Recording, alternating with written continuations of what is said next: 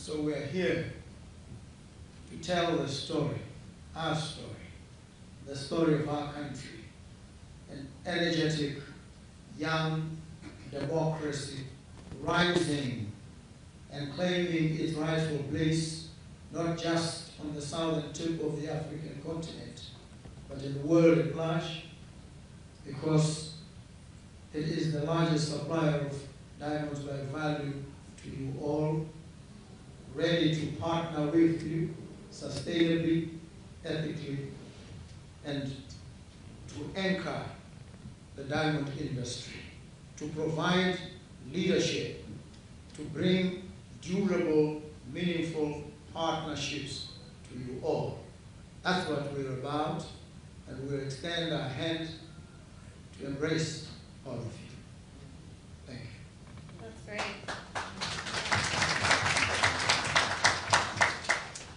Botswana has been known as one of the most stable and significant sources of diamonds globally, but how is the government going to position, the next chapter of the story in global diamond trade? First, we need to sustain the position of Botswana as the place to go to because of its credibility, because of its democratic integrity and credentials, which have been proved beyond any shadow of doubt, in fact, by the recent occurrence where a political party that had been in power for 58 years lost an election. And I am certain that many of you held their breath, not without good reason, because in that part of the world, most of the time, a seamless transition is not known, seldom happens. But Botswana demonstrated to the world that our democratic roots run deep, and that when you choose to invest in Botswana, of one thing, if nothing else, you can be certain that your investments are safe. That Botswana is the right place to place your investments, your resources, and your capabilities. And so, once we've maintained that status, which we've earned and have defended admirably thus far, then we need to reach out to all of you. And as we have demonstrated with our durable partnership with DPS, offer you partnerships that will last, that will serve, that will anchor the industry. And so Botswana will position itself as a place where connections are made, where we build durable partnerships, where the diamond industry will find a firm foundation and a solid springboard to reach out to every part of the world. That's what this positioning for Botswana entails. Amazing. The elephant in the room always with diamonds is lab-grown diamonds, which has really kind of rocked the industry in a way. How does Botswana plan to safeguard the long-term value of and appeal of natural diamonds? And, how are you promoting that? Well, we need to understand that, as I said earlier, diamonds are anchored with love. They represent a tangible expression and manifestation of something that cannot be grown in a laboratory. And so natural diamonds, as the natural expression of love, achievement, heritage, stands on a different footing relative to lab-grown diamonds. And that is why, therefore, the issue of traceability to establish provenance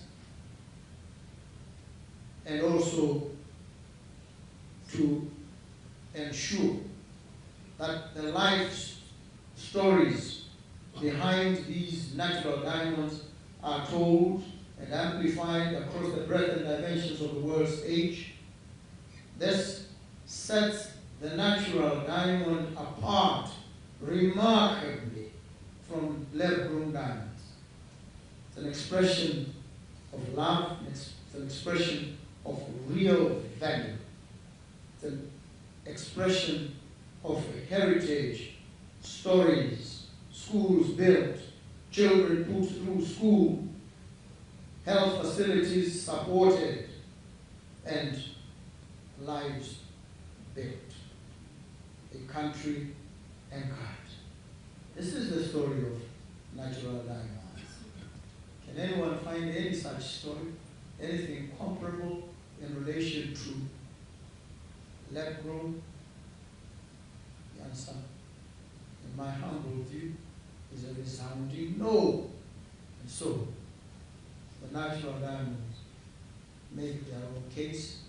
We stand firm in asserting their authority, their superiority, and that they are the reason countries thrive, communities survive, and the world continues thriving.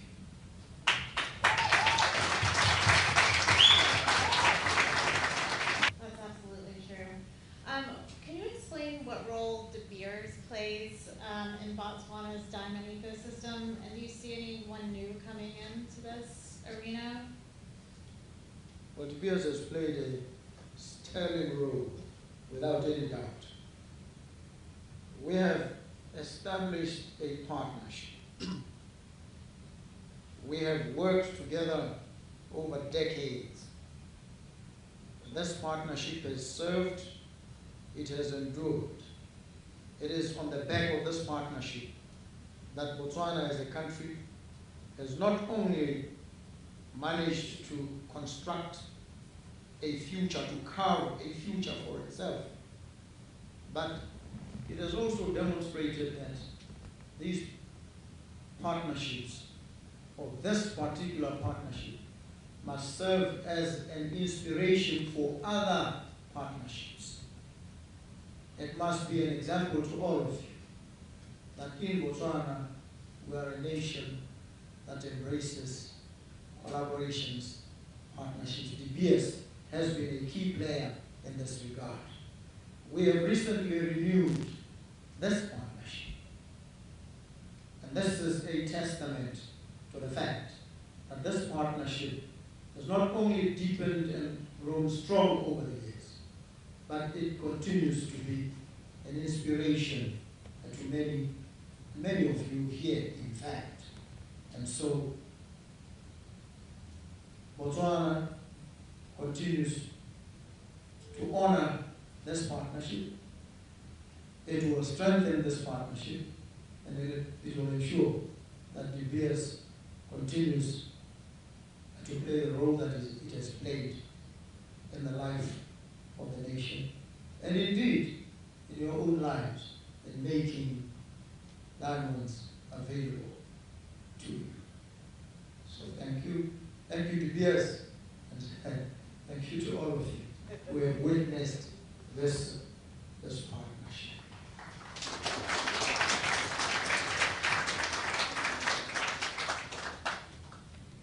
Beyond mining, it's my understanding that you're also trying to bring other parts of the process locally to Botswana, from cutting, polishing, and certification. Can you speak a little bit about how you're trying to do that? Well, the process of beneficiation has already begun. In fact, it is in progress.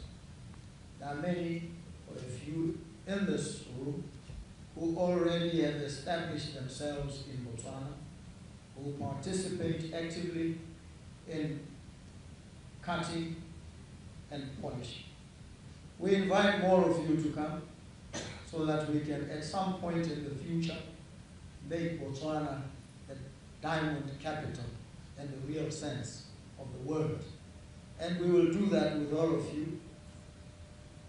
operating in country, growing with us, and ensuring that these stones continue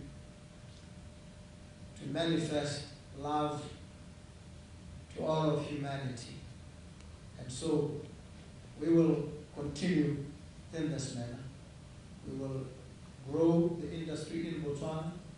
We will participate in midstream and other aspects. But in order to achieve this, we invite those who have not yet established themselves there to come. I was talking to one investor recently, a few days ago, who had come into Botswana and was barely 3 days in the country. He said to me he had fallen in love with the country. And I asked him, what exactly is it about the country? He says, there's a fundamental niceness about Botswana. And so I say to you, please come. You will also attest to the fact that there's a unique and fundamental niceness about Botswana. So, please do come.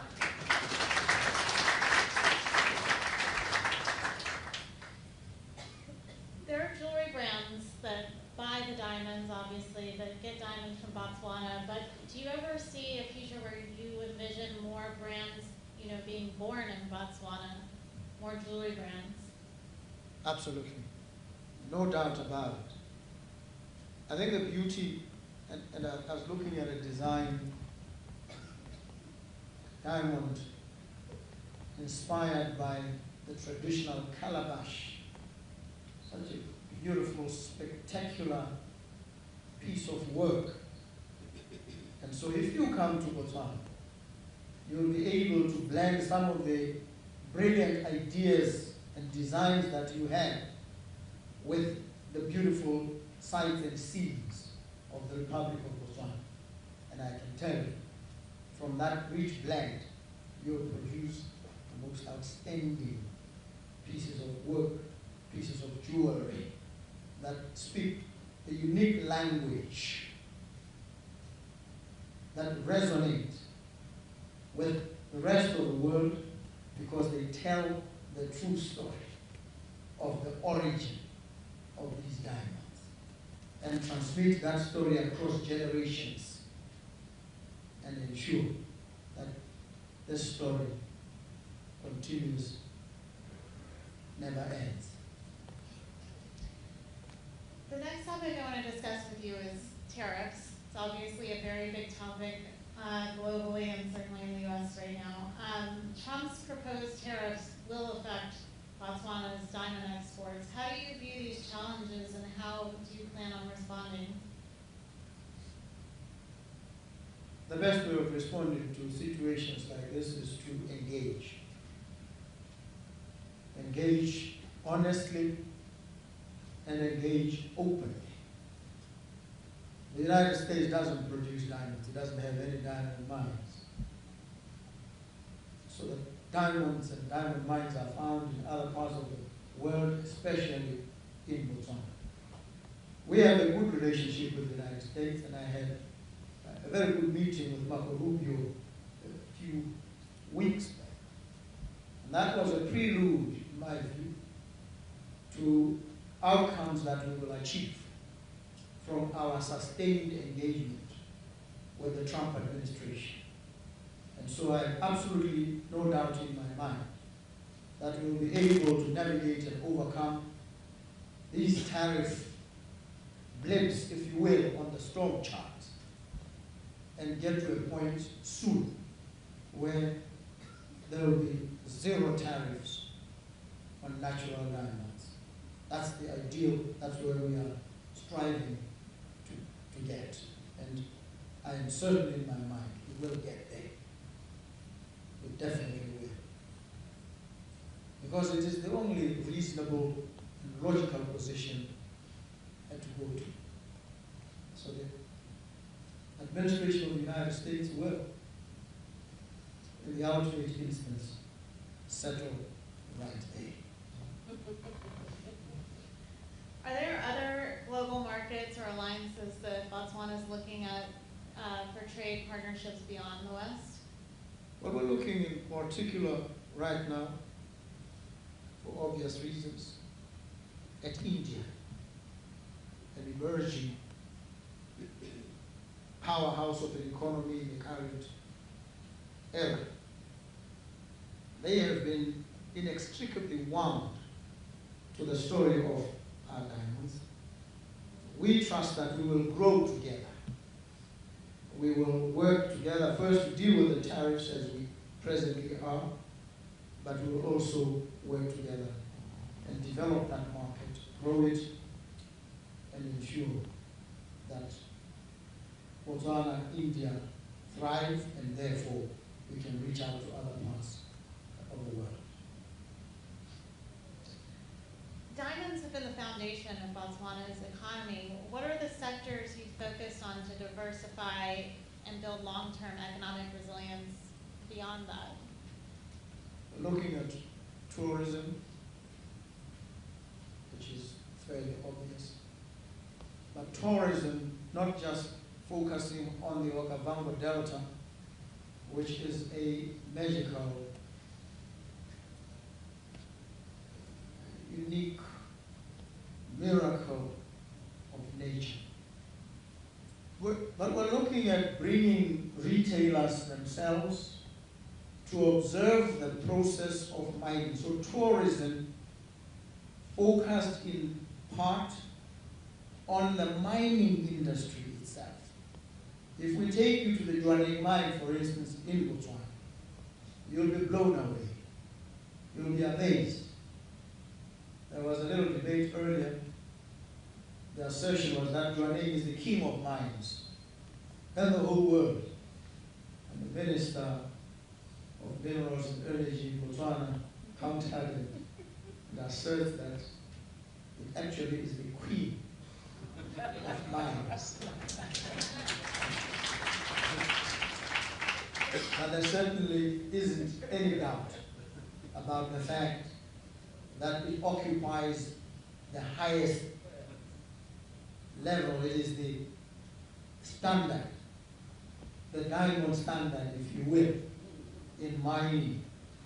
And so there's some charm and allurement in going to see this and other mines in Botswana, and also interacting with the people and the culture. So tourism, building from diamonds, but moving in the direction of a unique appreciation of the country and the culture. So tourism is critical. We also will